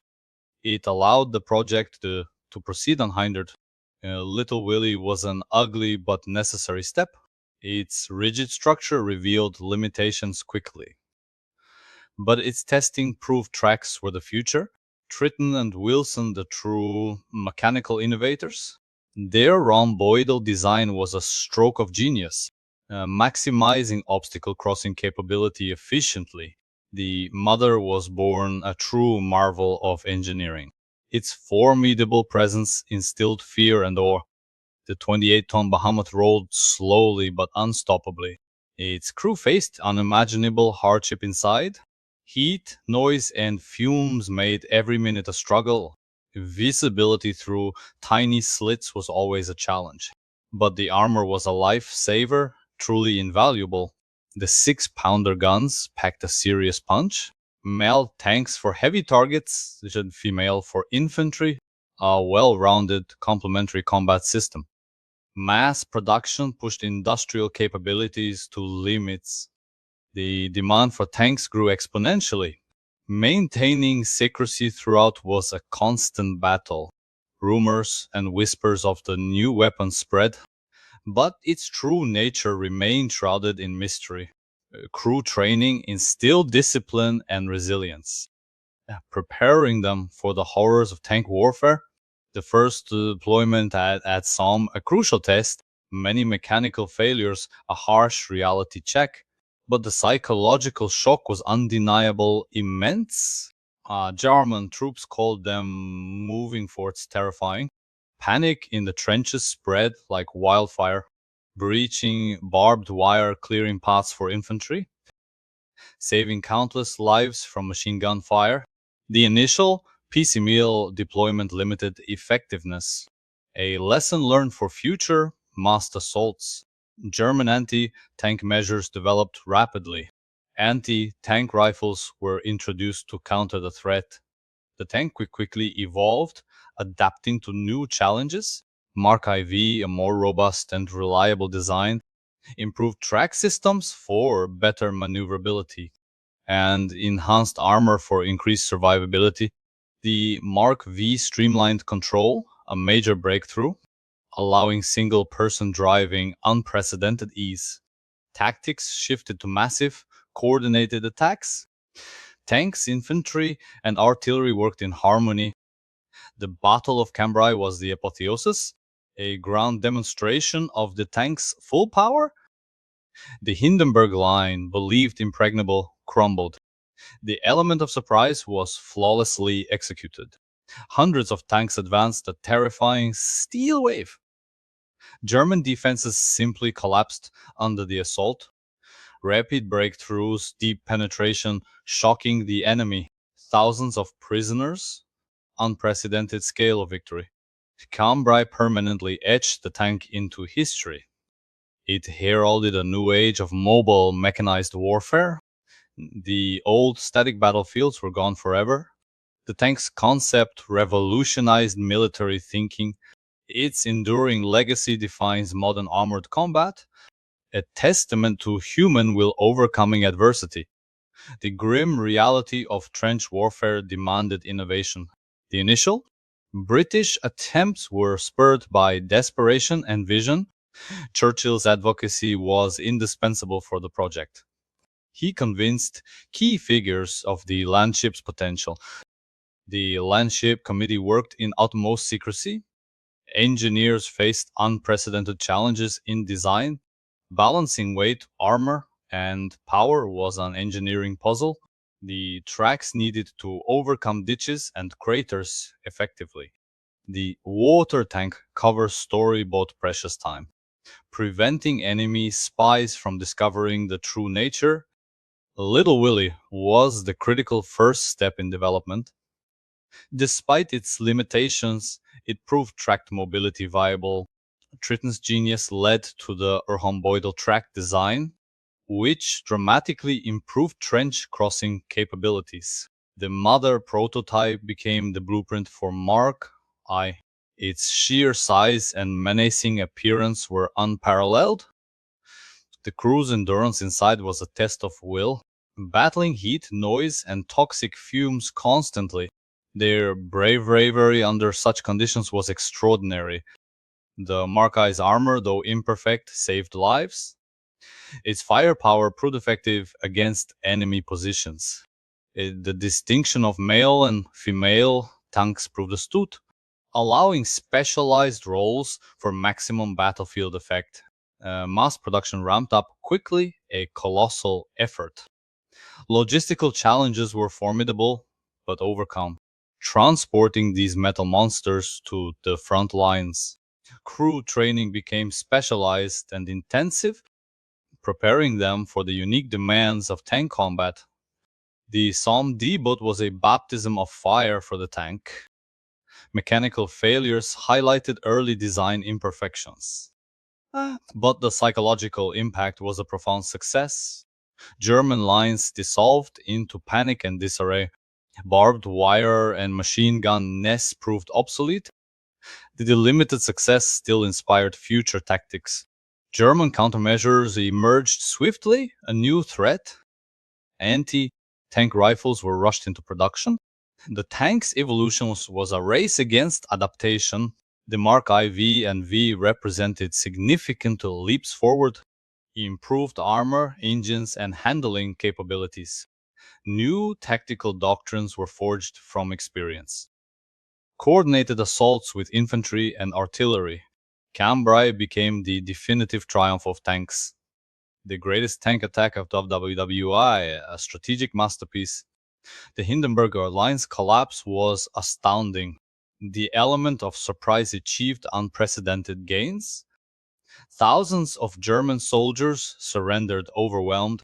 The tank has cemented its place in military history, ending the era of static, attritional warfare, paving the way for mobile, dynamic battlefields.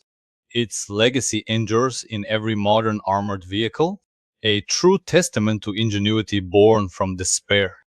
The initial challenges seemed insurmountable for engineers, designing tracks that wouldn't bog down in thick mud, and powerful enough engines to move immense weight, armor that could deflect all contemporary artillery. The Landship Committee pushed boundaries constantly. Their focus on a rhomboidal shape was revolutionary, maximizing obstacle clearance, a game-changing feature. The mother was the successful culmination of their efforts. Its 28 tons of steel were a terrifying sight. The Mark I's crew endured extreme heat and fumes. Their communication often relied on rudimentary signals. Despite slight flaws, its armor was a game changer for infantry. The 6-pounder guns effectively neutralized strongpoints. Machine guns cleared enemy trenches, protecting advances. Mass production was a marvel of wartime industry. Training evolved to meet the demands of tank warfare. The Somme debut, though flawed, showed promise. The shock effect on Germans was immediate and profound. It breached defenses considered unbreakable, but uncoordinated deployment limited strategic impact. The German adaptations pushed further tank innovation. The Mark IV and VV improved reliability and combat effectiveness. New tactics involved concentrated massed assaults with infantry and artillery in close cooperation. Cambrai showcased the tank's full, devastating potential, a true turning point in military history forever. It ended the deadlock of the trenches for good and birthed modern mechanized warfare strategies. The tank's legacy continues evolving still today, a triumph of engineering under immense pressure. The initial design faced severe weight constraints and the need for powerful, compact engines. Tracks had to be robust for unforgiving terrain. The secrecy was crucial to maintain strategic advantage. Little Willie's tests provided invaluable insights, leading to the revolutionary rhomboidal design of the Mother. The Markai's crew endured extreme conditions bravely. Its armor offered crucial protection amidst chaos. The Somme debut, though mixed, revealed true potential, and German panic was a powerful testament to its impact. Continuous innovation led to Mark IV and V tanks, with enhanced reliability and improved combat features. Cambrai demonstrated the tank's devastating potential, a true game changer for modern warfare forever. The tank ended the trench warfare stalemate, a testament to human ingenuity and perseverance. Its legacy shapes battlefields around the world. From humble beginnings, a legendary war machine was born. Thank you for watching, like and subscribe to the channel. And until next time, farewell. Hello everyone, today we'll discuss Minecraft's fascinating creation story. Settle in, grab some tea, and let's dive into this captivating history.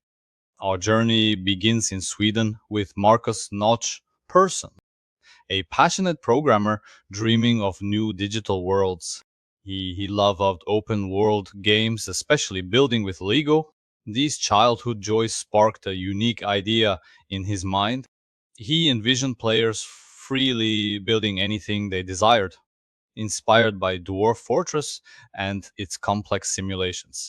Also by Infiniminer, a multiplayer block building game. Notch wanted a world where every block mattered deeply, a world procedurally generated, unique each time played. The core concept, dig, craft, build, and explore freely. His computer screen glowed late into many long nights. Lines of code filled the screen, bringing his vision closer. He started coding his passion project, then called Cave Game, a simple name for a potentially revolutionary idea. It was a very humble beginning, just one man coding, sitting alone, focused intently, shaping digital terrain. He imagined an endless world not constrained by rules.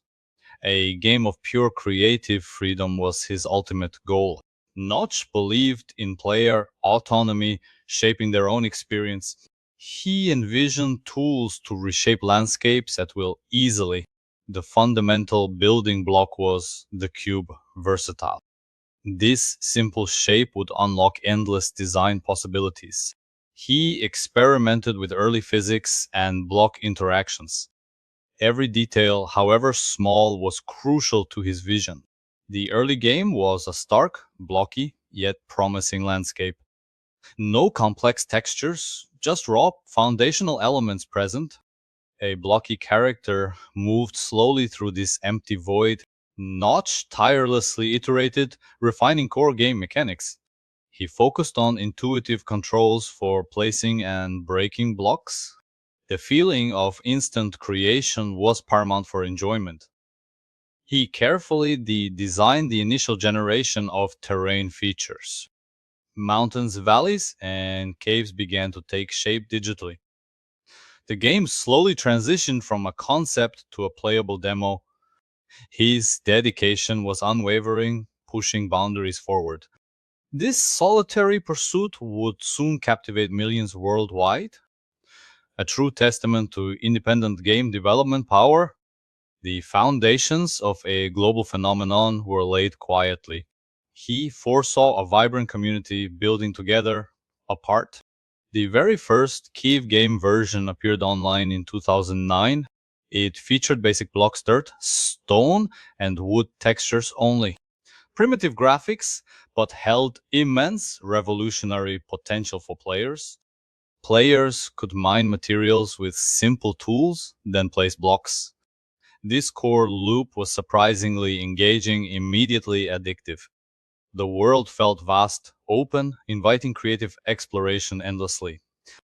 Notch shared these early development builds on various indie forums. Enthusiastic feedback poured in from a small, curious group. People were captivated by its unique sandbox style of play. The game quickly garnered a small, highly dedicated following. These early adopters saw the raw, untamed potential within blocks. Community members started sharing screenshots of their creations. Simple structures, then intricate designs began populating the forums. Word of mouth spread, attracting more curious players daily. Slowly, Key Ave Game began transforming into a Minecraft officially. The name change signified its growth beyond a mere prototype. More features were added, expanding the core gameplay loop. Inventory management, crafting recipes, and basic tools arrived. Mining resources became crucial for survival and construction. Building became more sophisticated with varied block types. Exploration revealed diverse biomes, adding to the adventure. Notch's vision was taking shape block by painstaking block. The world, still crude, burst with endless creative possibilities.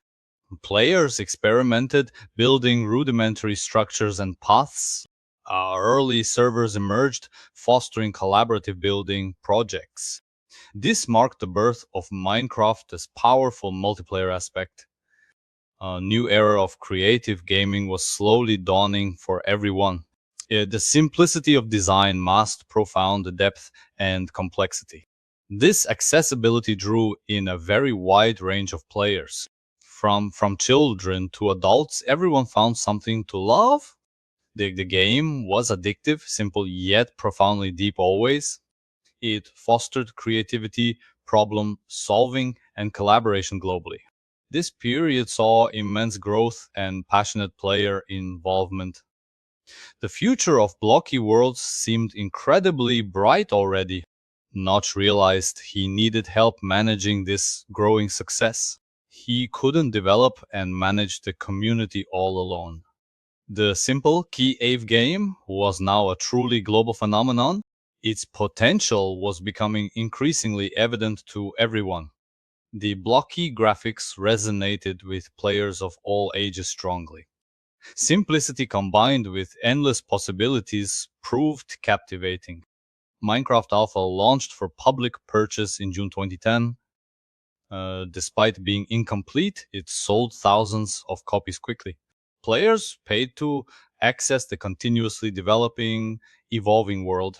This early access model proved incredibly successful, groundbreaking. Word spread like wildfire through online forums and communities. Early adopters became passionate evangelists for the block game. YouTube videos showcasing incredible player creations exploded online. From simple homes to elaborate castles, anything was possible. This user generated content massively fueled growth, attracting players. People watched others, then wanted to create their own worlds. The beta version followed, bringing many more exciting features. Survival mode was introduced, adding new thrilling challenges. Crafting recipes became more complex, deeper, and strategic. Hostile mobs like creepers and zombies began appearing everywhere. Players now had to build shelters, fighting for their survival. The game gained depth, balancing creativity with impending danger. This blend made it even more addictive, exciting, and immersive. The community grew exponentially, becoming a vibrant collaborative force. Players shared strategies, designs, and unique server experiences. Minecraft wasn't just a game, it was a powerful shared experience. It fostered creativity, logic, and profound collaboration globally. This period saw immense growth and passionate player involvement. The future of blocky worlds seemed incredibly bright already. Notch realized he needed help managing this growing success. He couldn't develop and manage the community all alone. Mojang AB, Notch's company, was officially founded in 2010. This marked a professional step for the rapidly growing project. Notch hired key developers, expanding his small but skilled team. Jens Bergensten, Jebby, joined as lead designer and programmer. Jeb took over creative direction, guiding the game's future path. The dedicated team worked tirelessly on continuous updates and content. New biomes, items, and creatures were constantly added to game. The Nether, Enderman, and Redstone mechanics emerged slowly. Each update brought fresh content and exciting new possibilities. The game evolved rapidly, driven by community input and ideas. Player suggestions often shaped new features directly within game. Minecraft's development was truly a collaborative community effort. Millions purchased the game even during its extended beta stage. The phenomenon was undeniable, a true global sensation brewing widely. From humble beginnings, a gaming giant was steadily emerging. Minecraft officially launched on November 18, 2011, globally. The grand release happened at Minecon, celebrating its journey. The convention gathered thousands of passionate fans worldwide. Before official launch, it had already sold 4 million copies. Its release marked a new, significant era in gaming history. Minecraft wasn't merely a game, it was a powerful cultural force. Players worldwide embraced its endless creative potential fully. Schools and educators began utilizing Minecraft for learning purposes. Artists created incredible digital masterpieces within the game. Even scientific research found surprising applications for its simulations. Merchandise, books, and fan art exploded in popularity everywhere. It transcended gaming, becoming a universally recognized household name. The distinctive blocky aesthetic became iconic and recognizable globally. A game created by one man now captivated hundreds of millions. Its success was unprecedented for an independent title then. Minecraft proved that simple ideas can have massive global impact. The game promoted creativity, logic, and exploration for all ages. It fostered a global community united by shared passion and creation. Children and adults alike found immense joy in its blocky worlds. The game's reach seemed truly limitless, growing exponentially daily. Minecraft gained numerous awards and critical acclaim quickly. Its unique gameplay offered unparalleled freedom and expression. Online servers became vibrant virtual societies, bustling with activity. The possibilities were truly endless, limited only by imagination. Players built entire cities, functional computers, and art pieces. YouTubers found massive success showcasing their Minecraft adventures. This organic marketing further amplified the game's immense reach. The cultural impact spread across media, influencing design and art. Minecraft became a symbol of creativity and player empowerment, a true digital sandbox inspiring millions to build and dream. In September 2014, a massive announcement shook the gaming world. Microsoft declared its acquisition of Mojang, surprising many. A staggering deal valued at 2.5 billion US dollars for Mojang. Notch, feeling immense pressure from the game's success, decided to leave. He expressed a strong desire to return to smaller experimental projects. The weight of managing a global phenomenon was simply too much for him. The community reacted with a mix of emotions to this shocking news. Many worried about Minecraft's future under a large corporation's wing. Fears of commercialization and losing its indie spirit arose sharply. However, Microsoft pledged to support and further expand Minecraft. They promised to preserve its core values and unique player experience. The game continued to thrive, reaching even newer platforms globally. New additions like Bedrock aimed to unify player experiences across devices. This acquisition marked a significant turning point for the beloved game. Minecraft's journey was far from over, it was simply evolving further. Microsoft's vast resources ensured continuous development and innovation. The game's reach expanded to consoles, mobile devices, and virtual reality. New updates brought aquatic biomes, villagers, and diverse mobs. The community remained strong, adapting to changes remarkably well. Minecraft continued to break sales records year after year globally. The game transcended its original platform, becoming truly ubiquitous. Microsoft invested heavily in community events and content creation. The Bedrock Edition created a cross-platform play ecosystem seamlessly. This allowed friends on different devices to build and explore together. The Pocket Edition brought Minecraft to millions of all mobile users. Xbox and PlayStation versions introduced new console players. Minecraft, Earth, and Dungeon spun off new game genres. The brand expanded, showing its versatility and enduring appeal. Despite initial concerns, Minecraft flourished under Microsoft's stewardship. The legacy Notch created continued to grow and inspire globally. Today, Minecraft remains one of the best-selling games ever made. Its influence on gaming, education, and culture is truly immeasurable. It sparked a generation of young creators and aspiring game developers. Millions continue to build, explore, and survive daily in its worlds. Minecraft embodies creativity, freedom, and robust community engagement.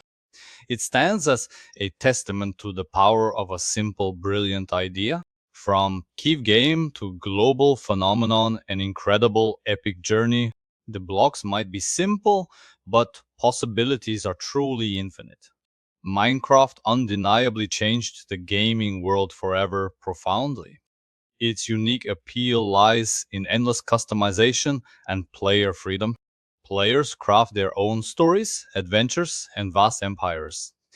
The game's blocky aesthetic has become an iconic, recognizable art style. Modding communities further extended its vast potential greatly. Servers host intricate worlds, minigames, and social hubs for players. Minecraft Dungeons, Earth, and Legends expanded the universe further. Its impact on creative learning in schools is profound and positive. It teaches spatial reasoning, problem solving, and critical teamwork skills. The game is a vibrant canvas for imagination and boundless innovation. Millions log in daily, embarking on new blocky adventures constantly. A true masterpiece of interactive entertainment, enduringly popular always. Minecraft continues to inspire boundless creativity in players worldwide. Its community driven nature remains a core strength of the game. The developers still actively engage with players for feedback and ideas. The game hosts massive annual events like MinCon Live annually. Updates introduce new biomes, mobs, and gameplay mechanics constantly. The enduring charm of building with blocks never fades for players. It's a game that evolves yet stays true to its core essence always. Minecraft offers a unique blend of challenge and relaxation for all. It's a game where you can literally build your wildest dreams, from simple dirt houses to grand, intricate digital cities. The feeling of accomplishment from building is incredibly rewarding. Survival mode offers thrilling adventures against formidable foes. Creative mode allows limitless imagination to run completely wild. The game's sounds and music are iconic, creating atmosphere. Each block placed add to a grander, ever-growing narrative. Minecraft taught a generation the joy of digital creation. It fostered connections between players across continents easily. The game's story is one of innovation, passion, and community power. It began with one man's vision, a simple, blocky dream, and grew into a cultural phenomenon, inspiring millions daily. An incredible journey from cave game to global icon. The world of Minecraft continues expanding, breaking new ground. Its future promises more adventure, creativity, and exploration. The enduring legacy of this pixelated universe lives on. It truly revolutionized gaming, setting new standards for creativity. A timeless classic, loved by generations, still growing strong. Minecraft shows that sometimes simple ideas are the best. It connected people through shared worlds and endless building. The power of imagination unleashed in a blocky environment. A game that continues to surprise and delight its audience. The story of Minecraft is inspiration to all creators. It reminds us that big dreams start with small steps. So keep building, keep exploring, and keep dreaming big. The blocks are waiting for your next grand adventure inside. What amazing creations will you embark on building next? The possibilities in Minecraft are truly boundless and infinite. Dive back in, create your own legend, build your world. There's always something new to discover, something to craft. The blocky universe awaits your unique creative touch now. Join millions worldwide in this incredible digital journey. Minecraft, where imagination knows absolutely no bounds. A game that brought joy to countless players globally. It will continue to do so for many, many years ahead. Its legacy is etched into gaming history, forever secure, a true monument to indie development success and vision. The story of Minecraft, truly an epic tale for all time. From pixels to empires, a legend built block by block. Thank you for watching. Please like, subscribe, and see you next time. We hope you enjoyed this deep dive into Minecraft's origins. Until our next adventure, keep building your dreams high. Hello everyone, today we're talking about the story behind Dota 2's creation. Grab your tea, settle in, and let's dive into this fascinating journey. Our story begins in the late 90s with custom maps in Warcraft, that reign of chaos. Players created unique game modes pushing boundaries of strategy. The defense of the ancient Dota emerged. It started as a simple mod by a creator known as Yule. Yule's Dota introduced the core concept: two teams, heroes and ancient destruction. It quickly gained a dedicated following within the Warcraft TA community. After Yule's departure, a new developer, Gunsu, took the reins. Gunsu significantly expanded the hero roster and item selection, refining gameplay. Dota All-Stars under Gunsu became incredibly popular, attracting competitive players. The mod's complexity and depth fostered a thriving, passionate community. However, Gunsu eventually moved on to other projects, leaving Dotia's future uncertain. Then, a mysterious developer known as IceFrog stepped forward. IceFrog, with a deep understanding of the game, became the lead designer. He dedicated himself to meticulous balance changes and continuous updates. His passion transformed Dota All Stars into a truly polished, competitive experience. IceFrog's updates were legendary, keeping the community engaged and excited. Dota All Stars became the undisputed king of custom maps. The game's popularity soared, transcending its mod origins. It was a global phenomenon played by millions worldwide. Competitive tournaments began to spring up, showcasing incredible skill. Professional teams formed, competing for bragging rights and growing prize pools.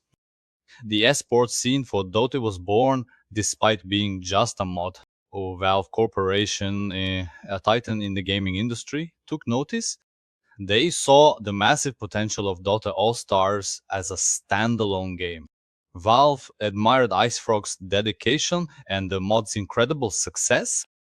They secretly approached us IceFrog with an offer to develop an official sequel.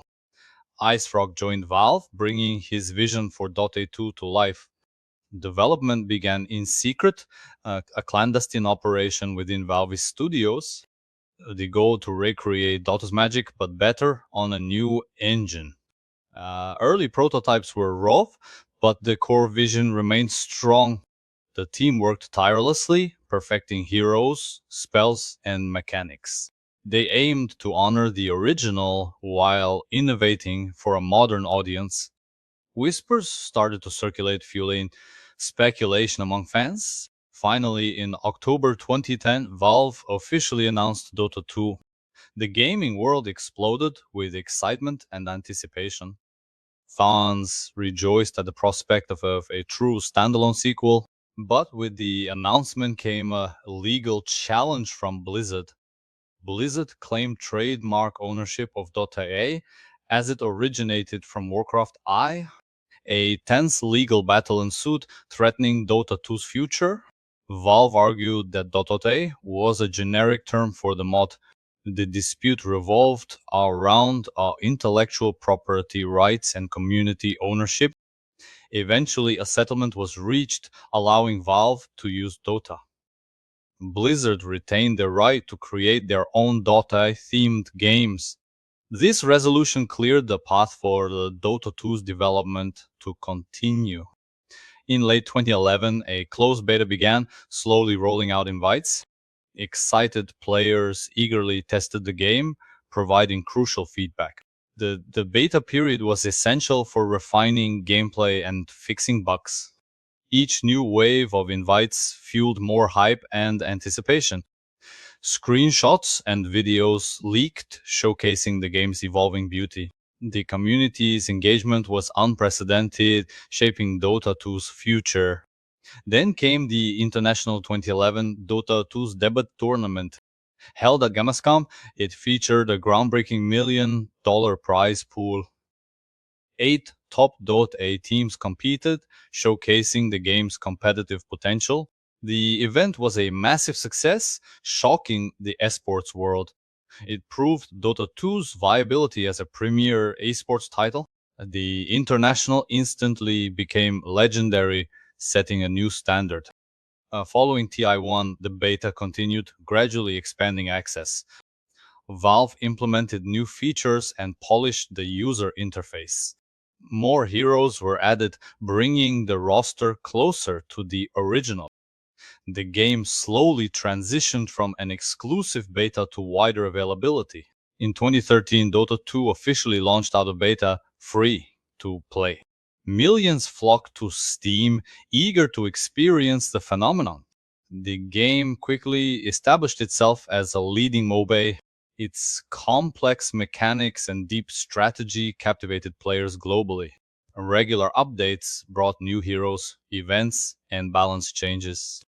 The International grew into the largest esports event in the world. Dota 2 solidified its place in gaming history, a true esports giant.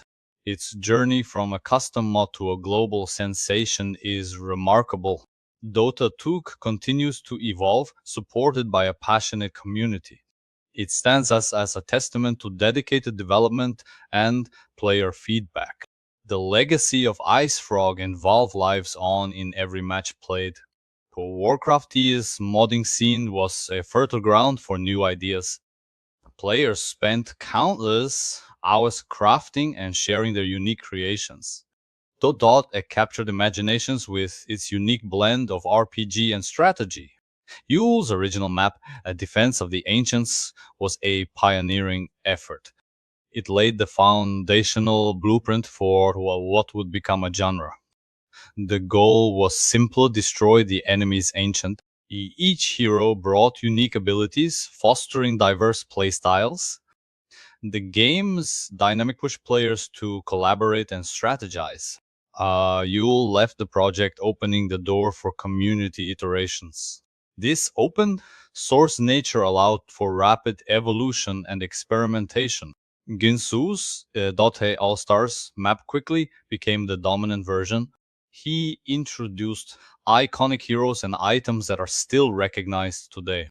The map's design became increasingly intricate, offering endless strategic possibilities. Guinsu's dedication to quality attracted a larger, more serious player base. The meta game evolved rapidly, demanding constant adaptation from players. But even legends move on, and Ginsu's journey with Dota concluded. Community anxiously awaited to see who would take up the mantle. From the shadows, Ice Frog emerged, a name whispered with respect. His commitment to the game was unparalleled, a true visionary. Ice Frog's era was defined by consistent, impactful patches. He introduced new heroes while carefully balancing the existing roster. His design philosophy prioritized competitive integrity and player experience.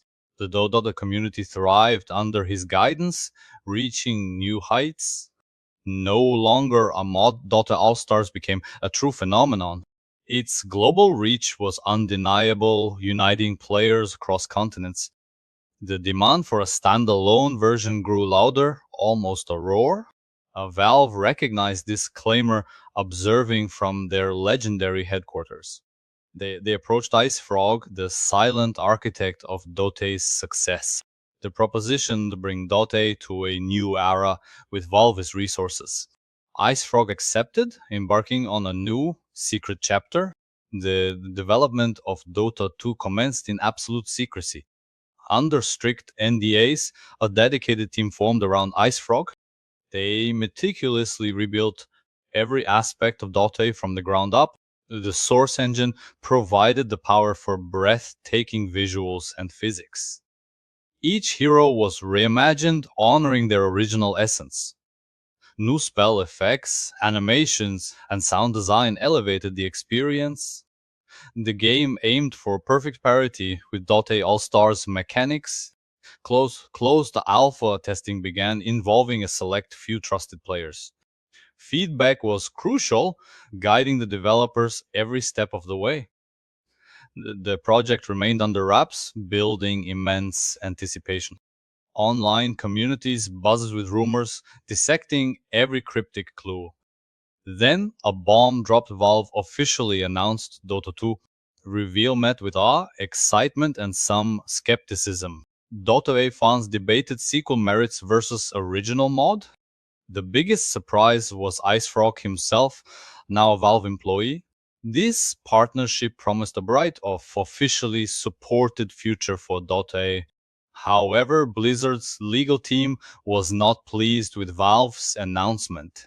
They swiftly moved to protect their intellectual property rights. The argument, the defense of the ancients, originated from Warcraft.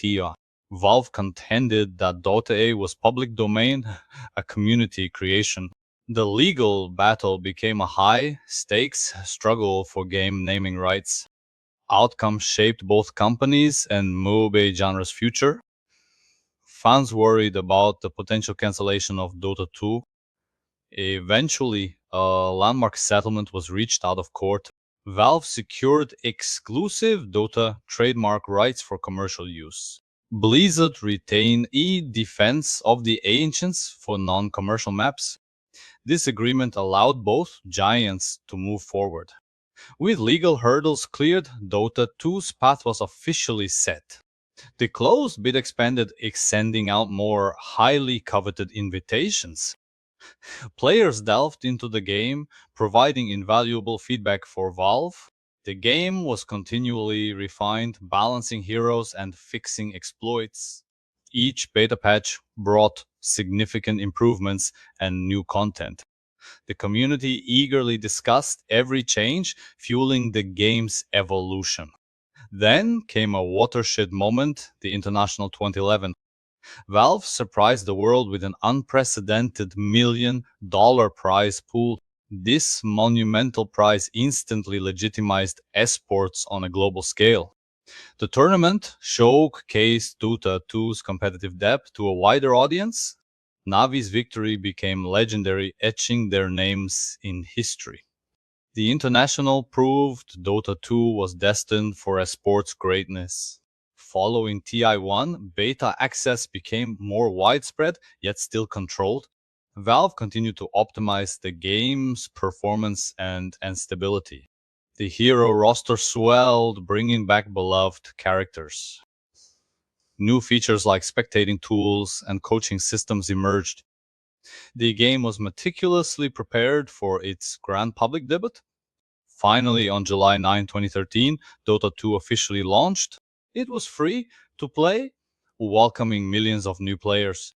The world rejoiced as Dota 2 became globally accessible. Its complex strategy and competitive depth immediately captivated audiences. Dota 2 quickly rose to dominate the MOBA genre.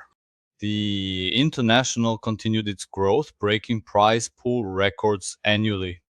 As sports viewership exploded, turning players into global superstars. Dota 2's impact on gaming culture is profound and undeniable. From a simple mod, it blossomed into a colossal esports empire. The journey, fraught with challenges, made its triumph even sweeter. Isafrog's vision, combined with Valve's resources, created a masterpiece. Dota 2 continues to innovate, captivating new generations of players. Its legacy, passion, collaboration, and constant evolution. The story of Dota 2 is truly an epic for the ages. Warcraft.ei's world editor was a powerful, accessible tool. It empowered countless individuals to become game creators. Yule's initial Dota laid groundwork for the lane-pushing genre. The concept of hero progression and itemization was revolutionary. Players found endless replayability in its intricate mechanics. Guinsu inherited a promising mod and elevated it significantly. He introduced many of Dota's most beloved and enduring characters. The community grew exponentially under his masterful direction. IceFrog's clandestine work began long before Valve's involvement. He meticulously maintained and balanced Dota All-Stars for years. His anonymous dedication earned him legendary status among players. Valve's pursuit of IceFrog was a strategic masterstroke. Bringing the original designer into the fold ensured authenticity. Dota 2's development was a monumental task, respecting its roots. The Source 2 engine was later adopted, bringing further visual fidelity. Each hero model was crafted with unprecedented detail and lore. The early beta tests were crucial for fine-tuning game balance. Player feedback directly influenced hero changes and game mechanics. The anticipation for Dota 2's full release was palpable. The Blizzard lawsuit was a dark cloud over the horizon. It represented a conflict between corporate ownership and community spirit. The legal implications extended beyond Dota 2, affecting modding culture.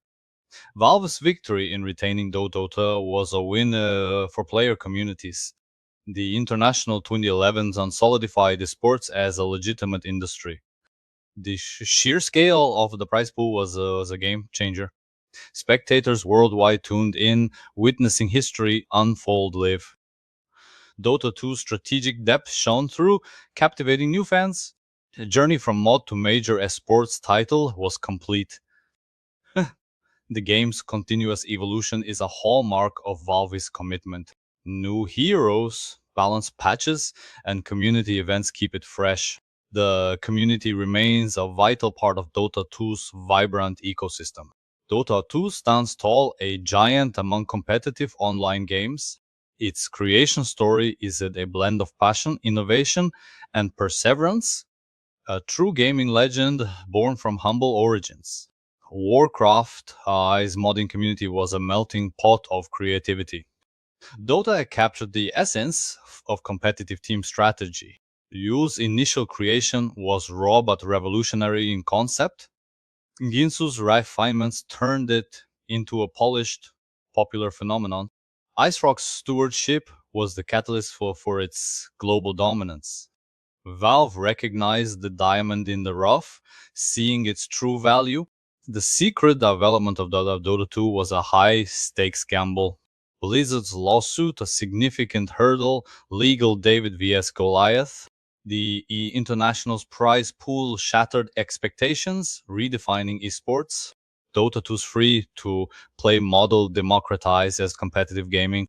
Its enduring appeal lies in constant innovation and community connection. Story continuous, every patch, new hero, every tournament. Dota 2, a saga of passion, pixels, and ultimate triumph. From humble origins, a legend was forged. The journey of Dota 2 true and unforgettable ride. The modding spirit of Warcraft defined an era. Yule's ingenuity sparked a revolution. Ginsu built a vibrant, competitive world.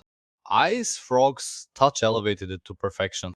Valve's vision propelled it into the global spotlight. The legal battle was a crucible forging its identity. The international legend born overnight. Dota 2's launch was a triumph for free to play gaming, a universe of heroes' strategies and endless possibilities. The future of Dota 2 continues to shine brightly. The birth of a genre from a single mod spark, Yu's vision, a seed that grew into a giant. Guinso's innovation shaping the game's core, IceFrog's dedication, the unwavering hand of balance, Valve's support, the engine of progress, the courtroom drama, a battle for a name, the international where legends were forged, Dota 2, a phenomenon, a legacy, and a sports titan. The journey continues, pushing boundaries, breaking records. A story etched in gaming history, forever inspiring. From humble beginnings to global domination. The evolution of a masterpiece. Behind the scenes, the minds that shape the world. Unraveling the secrets of a gaming giant. A testament to player power and developer vision. The enduring legacy of a legendary game. More than just a game, it's a phenomenon. The journey was fraught with challenges and triumphs. Every decision, every line of code shaped its destiny. The passion of its creators burns ever so brightly. From mod to empire, a true gaming epic, the saga of Dota 2 will echo through time. Thank you for joining us on this incredible adventure. The spirit of competition lives on, a testament to what a community can achieve. Dota 2, a game that changed the world. The journey continues with new chapters unfolding. Never stop exploring the depths of this legendary title. The ultimate Moby experience awaits you. Thank you for watching, like, and subscribe, and see you next time. Thank you for watching, like, and subscribe, and see you next time.